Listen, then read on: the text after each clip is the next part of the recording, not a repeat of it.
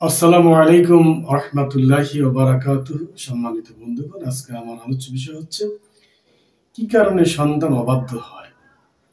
সম্মানিত বন্ধুগণ, আমরা বর্তমান যে প্রেক্ষাপট অতিক্রম করতে যাচ্ছি অত্যন্ত মারাত্মক। যারা পিতামাতা আছেন, যারা বাবা আছেন, মা আছেন, তারা বুঝতেছেন যে যে সমস্ত সন্তানগুলো অবাধ্য হয়, কোন সময় হয় এবং কখন হয়, কিভাবে হয়। আমি এ নিয়ে একটু আলোকপাত করবো আর কি। সেটা হলো আপনার এটা, যেটা আমি স্টাডি করি এই বিষয়টা নিয়ে। আমার যেহেতু শিক্ষা এবং স্বাস্থ্য নিয়ে আমি কাজ করি, ওই সুবাদে বলি আমার একটি স্কুলও আছে, কিন্ডারগার্টেন স্কুল, হাই স্কুল। এমনি আমি আরও প্রতিষ্ঠানের সাথে জড়িত। আমি আমার অভিজ্ঞতা আলো থেকে বলি, আমি বাবা হিসেবেও বলছি।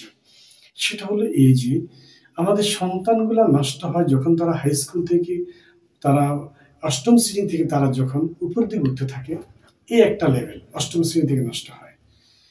এই হিসেবে বাচ্চাদের মাঝে বয়ঃসন্ধিকালের বিষয় যে একটা আছে, বয়ঃসন্ধিকাল, তাদের মধ্যে একটা হরমোনের পরিবর্তন আসে। তখন তাদের অনেক চাহিদা বেড়ে যায়। তখন তারা সৎসঙ্গে স্বর্গবাস, অসৎ সঙ্গে স্বর্গবাস।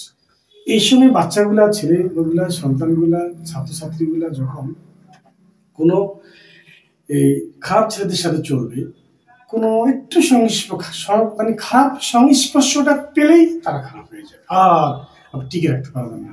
তারা বিড়ি খেতে পছন্দ করবে, চিকিট খেতে পছন্দ করবে, একটু ইয়াবা, একটু গাঁজা, একটু মদ, একটু মানে নারী সংক্রান্ত, মেয়ে সংক্রান্ত এই যে কাজগুলোতে অনৈতিক যে বিষয়গুলো আছে, তারা আস্তে ডাইভ হতে থাকবে ওইদিকে।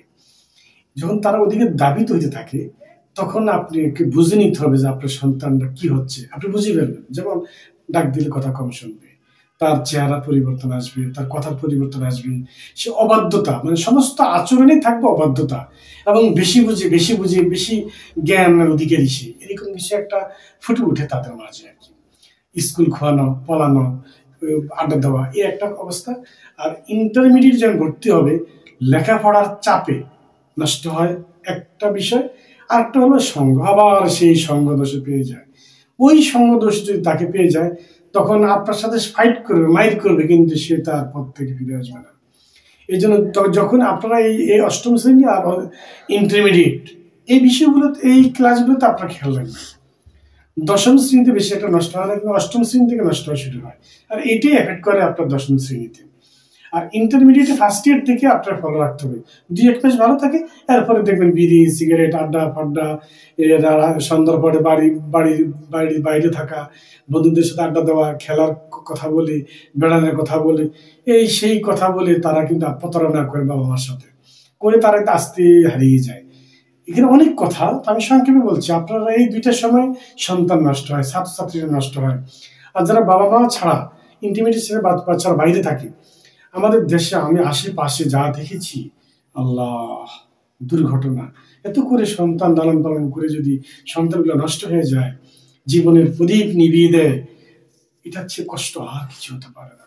এই জন্য আমি বলবো যে আপনারা খুব খেয়াল রাখবেন এই দুইটার সময়, অষ্টম শ্রেণী থেকে দশম শ্রেণী, আবার ইন্টারমিডিয়েট। এখানে ঠিক থাকলে সে উপরে ঠিক হয়ে যায়, বেশি একটা নষ্ট হয় না, কম। তো ইনশাল্লাহ আপনারা আরো দেখভাল রাখতে হবে বর্তমান সন্তানদেরকে। আপনি অনেক কিছু করাতে পারবেন, তারা কিন্তু প্রস্তুত, কিন্তু আমরা পারছি না।